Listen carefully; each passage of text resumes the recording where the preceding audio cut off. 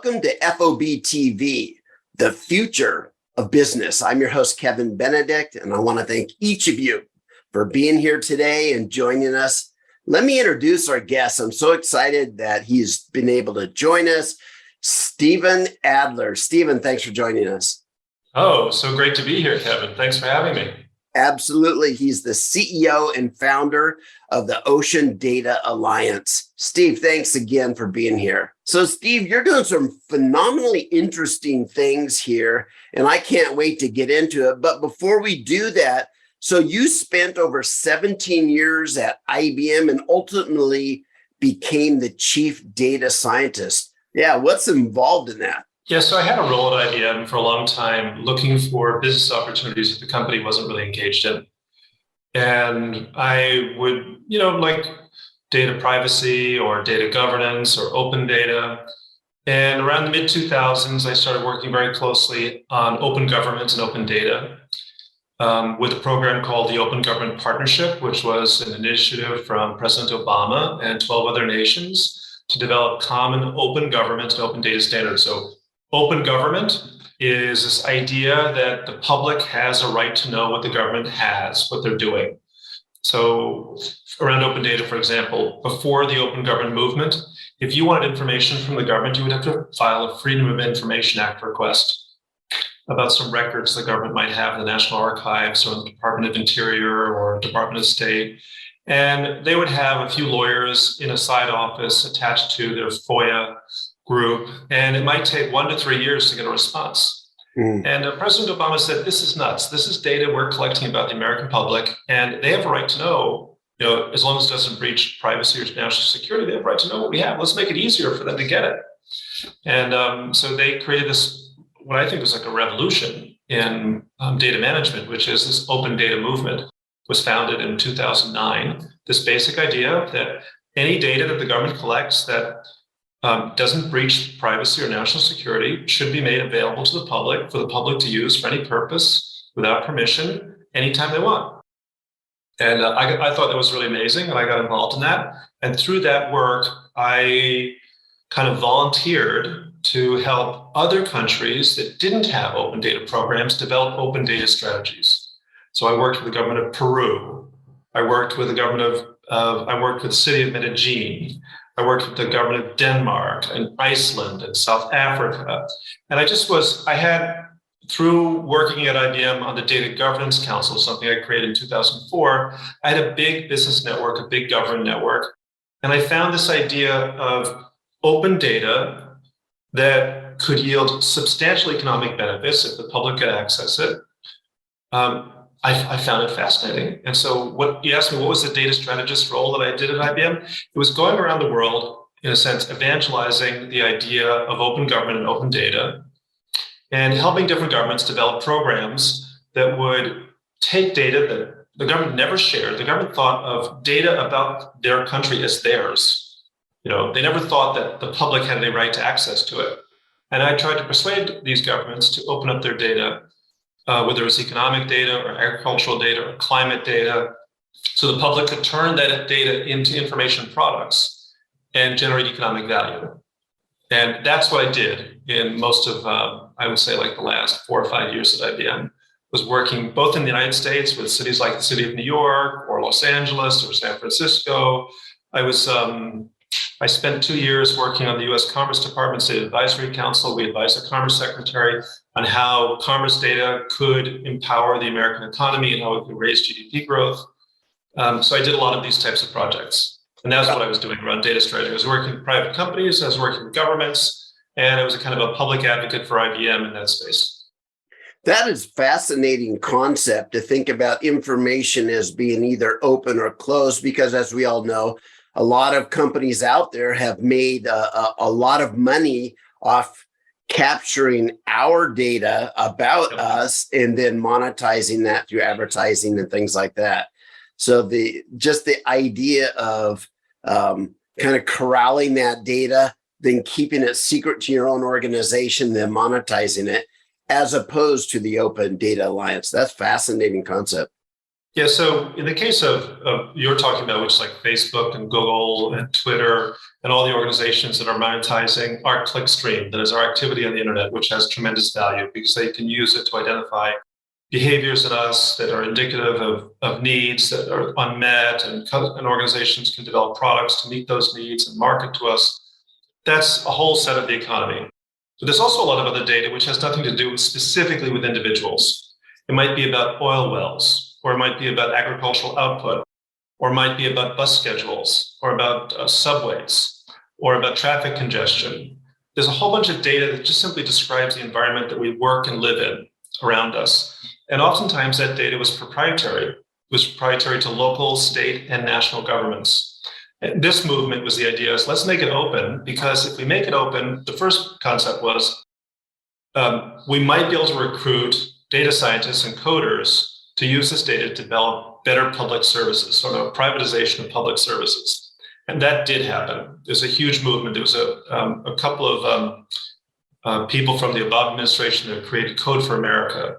And Code for America was this idea that they could bring people in on a volunteer basis to work with data to be published by a city or a state or a community and turn it into a better public service, like how to find when the buses are coming, or how to make sure your social services don't lapse because you forgot to renew at a specific time, or how to help you apply for grants or for college grants or for financial aid that you weren't aware you could qualify for, things like that. The government itself was poor at doing.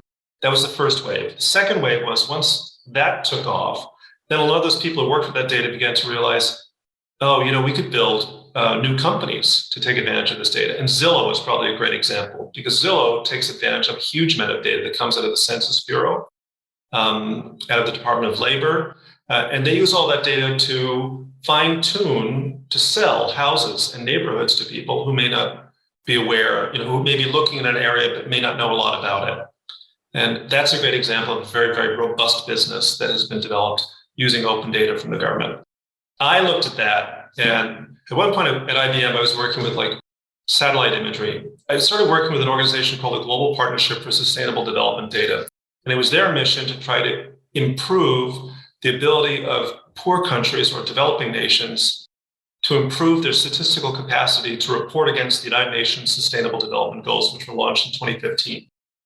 And we identified 77 countries in the world that had significant gaps in their ability to tabulate statistically what was happening in their economy, their growth rates, their birth rates, their economic growth, their agricultural, things that we took for granted in the United States about data that the government would capture simply were not existent in these countries.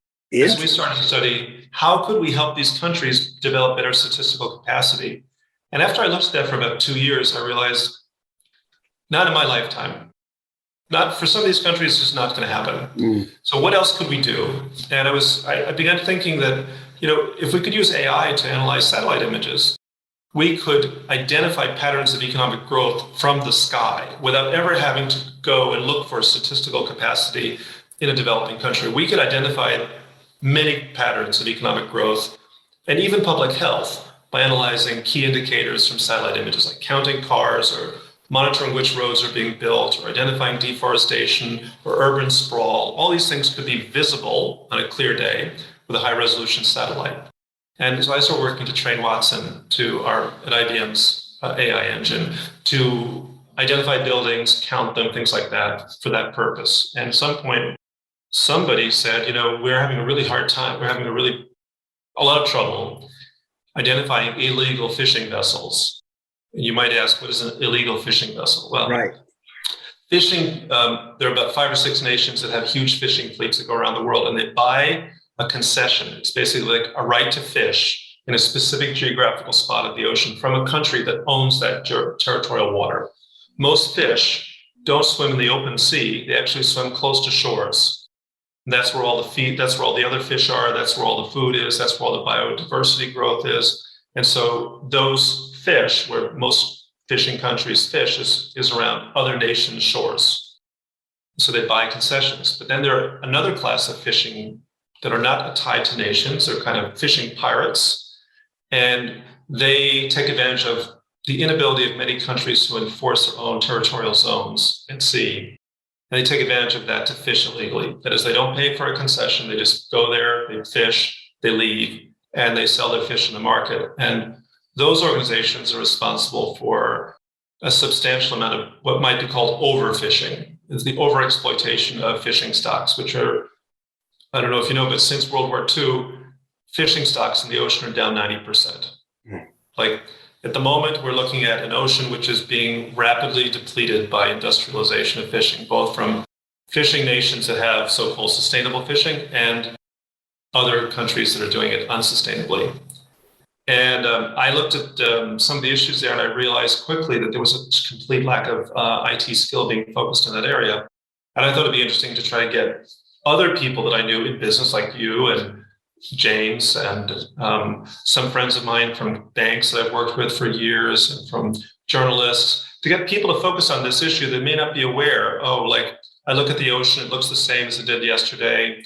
I look at the supermarket, I see fish on the shelves. Everything looks normal. Everything's probably the same as it was when I was a kid. And most people don't realize that the world has substantially changed. The ocean has far less biodiversity in it today than when you and I were kids, for example. And I thought it'd be really interesting to bring together these groups to see if we could find some business solutions to some of these really, really challenging climate, biodiversity, ocean challenges. And that was the idea for creating the Ocean Data Alliance. And so that sort of became this long story, right? It came from all of these different things: open data, UN Sustainable Development Goals, working with national governments. And that led me to creating the Ocean Data Alliance. So it's all around, if you have the data, then you Yes. can find out what's really happening, and then you can start thinking about possible solutions. Right. And unfortunately, the first meeting we had, so I organized my first launch event at United Nations headquarters in January of 2019, where we were super lucky to get the CEO of Woods Hole Oceanographic Institute, which is the largest private oceanographic institute in the world, Mark Abbott at the time. His name was Mark Abbott. And he came and he told us, the way we do marine science today is completely unsustainable. The way we do it is we go to the government, we ask for a grant, and then for a specific purpose, like to measure a place in the mid-Atlantic, we built a lot of expensive, fit-for-purpose sensors and toys, to buoys and things, to put in the ocean to measure stuff. We put people on a ship, we send them out for 3 months at a time in the middle of the ocean, and they measure a bunch of stuff, and then they come home. And when we go out there, most of the time, we don't know if anybody else has ever been there before, because we don't check. And we probably will never go back to the same spot ever.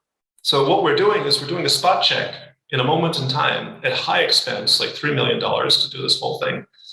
And that's it. There's no consistent measurement. On land, there are about 35 billion IoT sensors. They measure everything: wind, temperature, moisture, traffic, everything. In the ocean, there's probably less than 10,000. Wow. That the ocean is 72% of our Earth. We don't live there, so we don't really care about that much about it. And so we're not interested in monitoring it. And it's hard because it's full of water, and the water is full of microbes, and it's a difficult place to measure. But we have fewer than 10,000 sensors that consistently measure anything. And so it means that we have a huge lack of data. 95% of the species in the oceans have never been discovered. Wow. We've only been able to survey 5% of it. The United States, we've never even surveyed our entire continental shelf. I mean, we have those images you see online, like what the Earth looks like underneath the ocean. Those are all estimates. Nobody knows. It's just a guess. It's not really, it's like we don't really know what's down there fully, because we haven't really spent a lot of time. We haven't even had the capacity. Like marine science as a discipline has only been around since Jacques Cousteau, in the 1960s, 50s. So, and there's probably fewer than 10,000 people in the world that are qualified as marine scientists. So it's a very, very, like the ocean is the afterthought. Everything that we do in the world is about land, but the ocean, we don't really monitor it, but we're realizing how important it is, because it's where 90% of all the heat from global warming is stored. It's where almost all of the carbon that gets stored for geological time is stored. The ocean is our heat sink and our carbon sink in our planet. It's the most vital of our ecosystems. In fact, we're not a land planet, we're an ocean planet with some land, with some islands, floating in the ocean. But for us, It's not there. So what I've been focusing on now is, thanks to the inspiration of Mark Abbott, is how do we rapidly scale up ocean instrumentation? How do we get IoT in the water? How do we build autonomous, continuous ocean observation so we know what's going on? And not just for the sake of science, but actually for business, because the data that can come out of that can be extremely beneficial to business. It can help us identify potential storm surges and threats to coastal property. It can improve our ability to attract tourism to different areas by understanding more about biodiversity. It could even help us with long-term carbon storage, because there's a new movement now in terms of developing carbon sequestration in the ocean by changing the alkalinity of the ocean, by pumping alkalines into the ocean and then sucking it out of the air and putting it into the ocean into deep storage. So there's a whole variety of different areas that could be what we call the blue economy, which could be empowered by more data if we had the data, but we don't have the data, so we have to find a way of getting the instruments in the ocean to get the data. And that's what I'm working on. So let's step back just for a moment, Steve, and talk about some of the challenges here. Because it seems today many leaders and politicians and pundits, they like to play very loose with data. They make up names like alternative facts, and so it almost seems like they try to devalue the value of data, and they try to diminish whatever the data comes up with. So how can that data, even if we set up all those sensors, still be used to effectively describe the challenges and motivate action? Yeah, so data only has value when it's being utilized. So data at rest is actually sunk IT cost. It doesn't really have a value. It's just a negative value, right? Like if it isn't being used by somebody, if it doesn't have any demand, it's not like a commodity which has value based upon a market and scarcity, like gold or oil or wheat, where you can actually, it's a physical commodity, you can count it, you can count the amount of people who depend upon it, and therefore you can estimate its value, its future market value, because its future market value is very close. Data is not like that, because data is not based, its value is not based on scarcity, because it's infinitely redundant. You can have 1 billion copies of the same piece of data. So there's no value of each, there's no unit cost value of each one. Its value is purely transactional. So it has to, for every piece of data that you have as supply, if there isn't any demand for it, it's sunk cost. It might have some kind of long-term net present future value kind of thing, but today, the data that you have sitting in the database, no value. IT professionals, IT architects hate it when I tell them that, but that's the truth. That's not an alternate fact. Yes.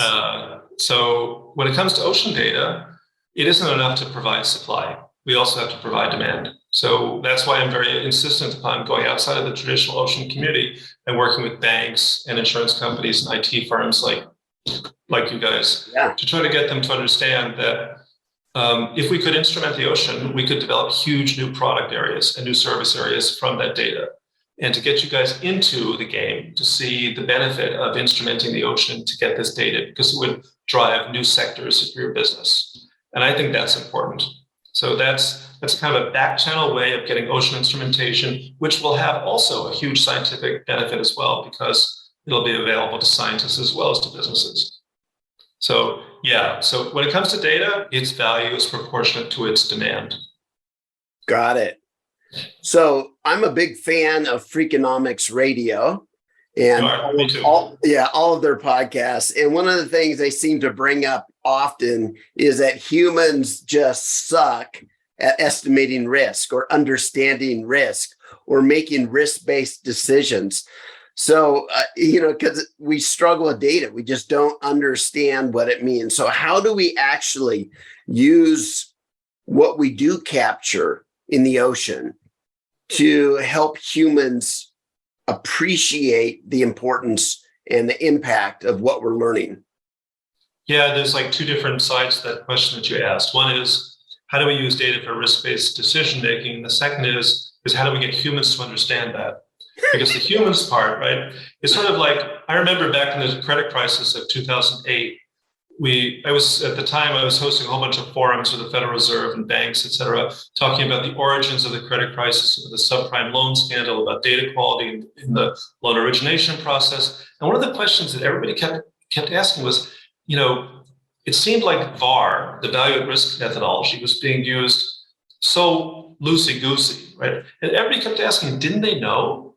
And the question, the really important word in that sentence is, who is they, right? We're 7.5 billion people today. By 2050, we'll be close to 10. Getting even 1 billion people to understand how to calculate climate risk and understand the long-term consequences of their behavior today, how much electricity I use in my house, or if I buy an electric car or a gas car, or where my electricity comes from. Can I choose an electricity provider that only uses renewables?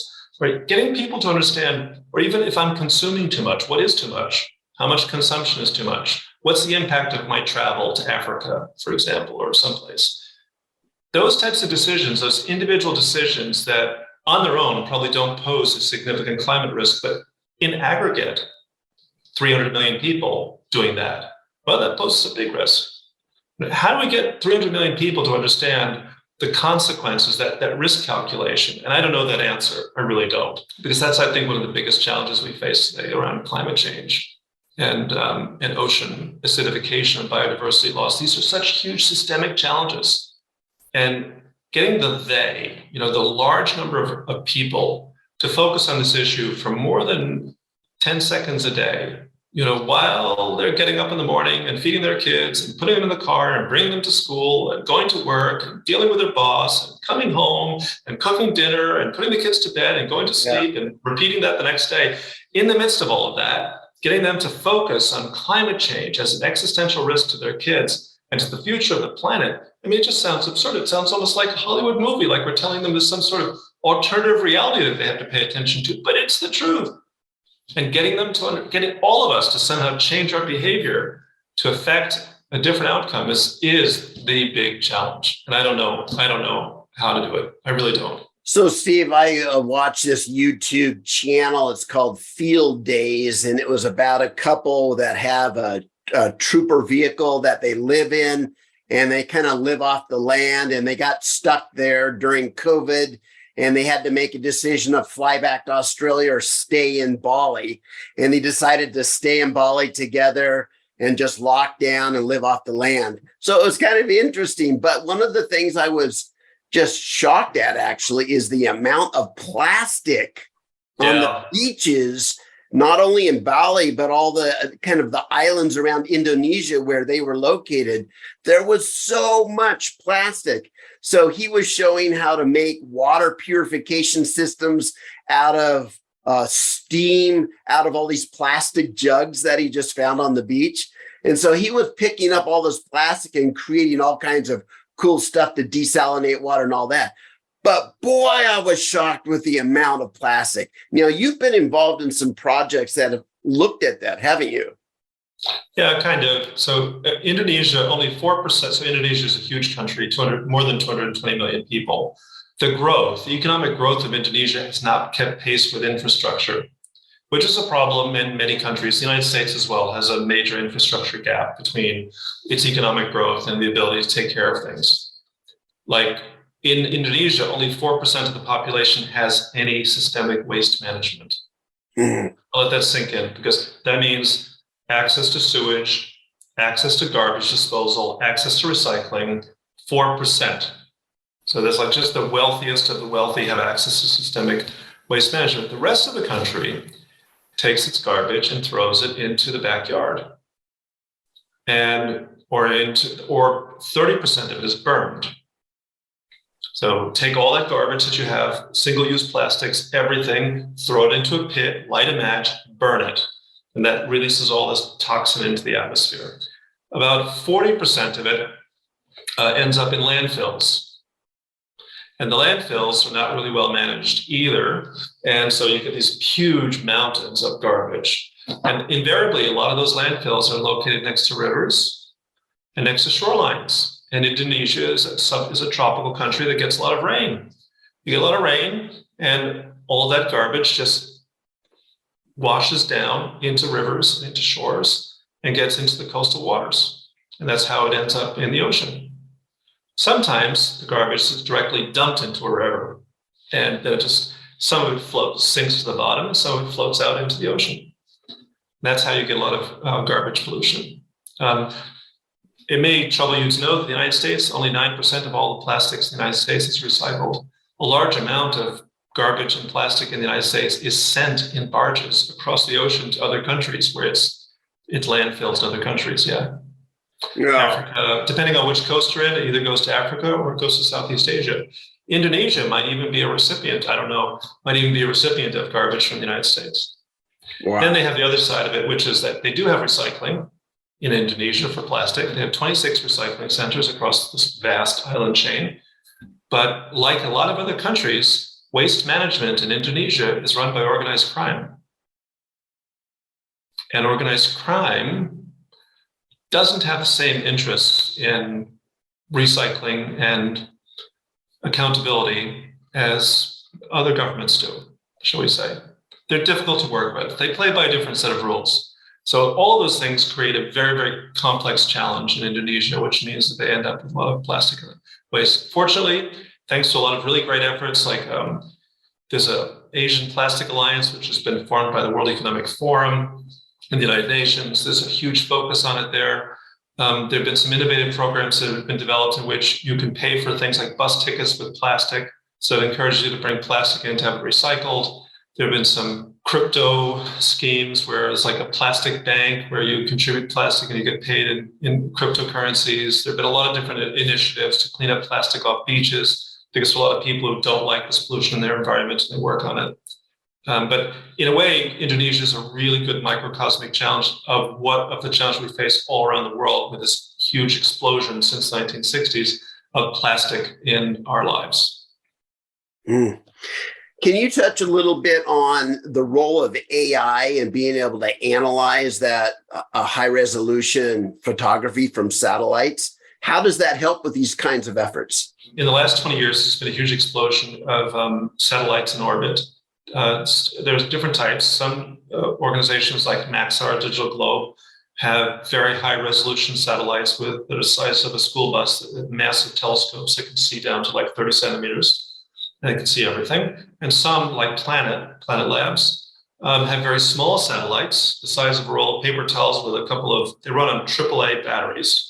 They run on 4 AAA batteries that are recharged with little solar fins. Oh. And they have 220 of those, and they take sort of medium resolution images in low Earth orbit of the Earth.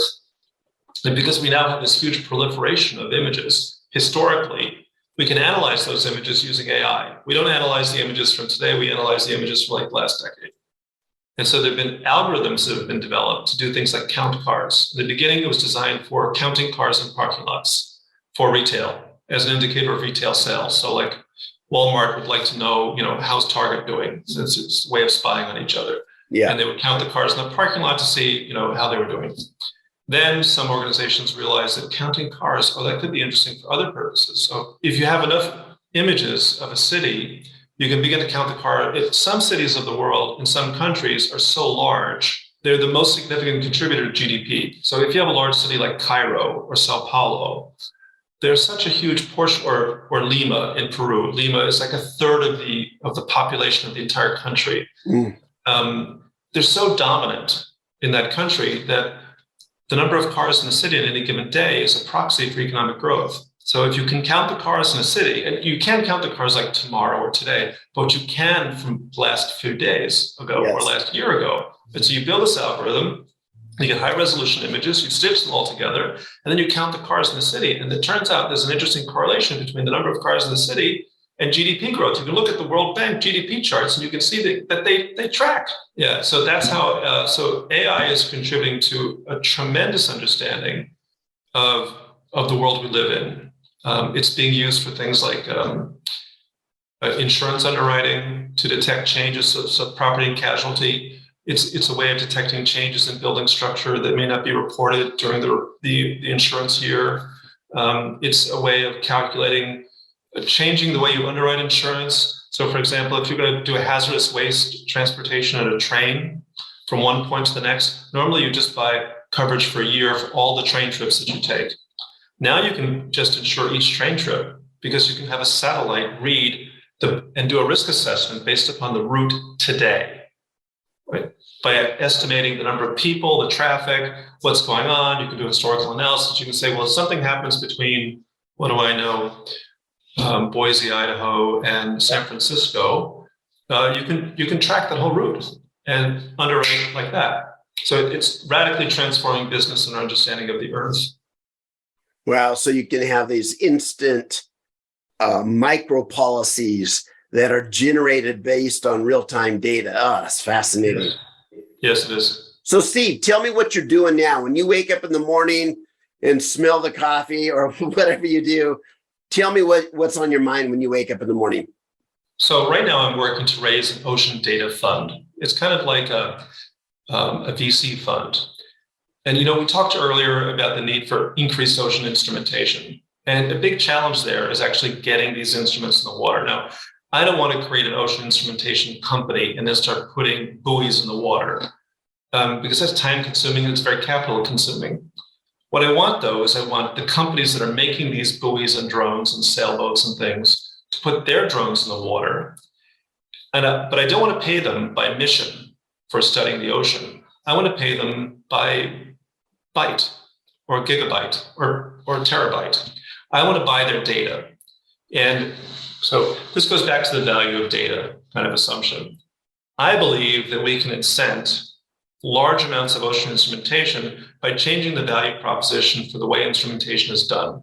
Instead of investing directly in companies that put instruments in the water, I'm just going to buy their data.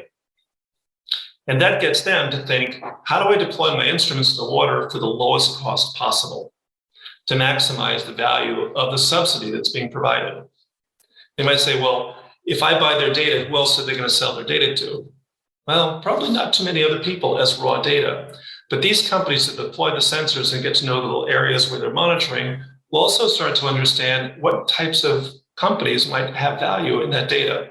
And as all this data gets collected, let's just say we fast forward 10 years from now, and the coast from Oregon to Mexico or from Seattle to Mexico gets instrumented on the West Coast. And we can start to measure things like biodiversity and chemistry of the water, and we can measure the wave height, and we can measure all different types of things that are going on in the ocean. Well, that information could get packaged into information products and sold to different organizations, or services companies could develop new professional services using that data to help people plan transportation or tourism or leisure or anything. I just want to be, it's a nudge. It's an economic nudge. I'm trying to nudge behavior to think about how to instrument the ocean on a permanent basis rather than on a mission basis for a scientific mission. I'm trying to change who is the customer. Most companies that build these drones, these torpedo things that go into the water, are building it either for defense or for marine science. I want to be a customer who pays them all the time to keep it in the water 24/7, measuring all the time. So I want to be a different customer to them, to sort of nudge them into creating a market that doesn't exist. We'll do that for 7 to 10 years, and then we'll roll off. And by then, we hope that the market becomes self-sustaining through information products and services, and these people keep their drones in the water without us. We're a temporary market stimulus to a source of artificial market demand to change the dynamics, to get a market to be born that doesn't exist today. So that's what I'm working on. Wow. In my mind, I'm imagining packages where even civilian travelers and sailors could see that they could make a little bit of money if they just change their routes to cover areas that have less coverage. And so that they could just look at it and say, you know what, I could almost pay my way from here to Fiji if I did these routes, because these routes, have fewer people and there's a higher demand for data that I could gather there if I add this to the bottom of my boat. Oh, that's a really great idea. I never even thought of that. Like, we could actually talk to sensor companies about selling sensors to private boat owners who could collect data simply because they're going out, I don't know, on the boat in the summer, fishing or something. They're going out with their family and they think, just turn this on, I'll collect some data. The Ocean Data Fund will buy the data from me. Yeah, we would. It's almost like those electric solar panels where the utilities will buy back the energy, right? Yes. So if you add this to your boat, there'll be a buyback of that sensor data if you follow these routes. And here's the routes where the value is higher. Exactly. It's like sort of like low cost blockchain mining. You know, Yeah. I build a rig and I stick it on the boat, and I'm just out there having a good time anyway, and I make a few dollars along the way. Yes. Oh, I love it. Well, Steve, thank you so much for sharing your insights about the planet, about issues, all kinds of issues related to sustainability, our need to know these things, our need to act, putting these kinds of things in perspective, giving us a feel for how important the various risks are. And it just makes me want to dig in even deeper. So thank you for sharing your knowledge with us today, Steve. Oh, thanks for your excellent questions. It was such a pleasure to talk to you today. I really enjoyed it. Super fascinating to have a good discussion with you. Thank you.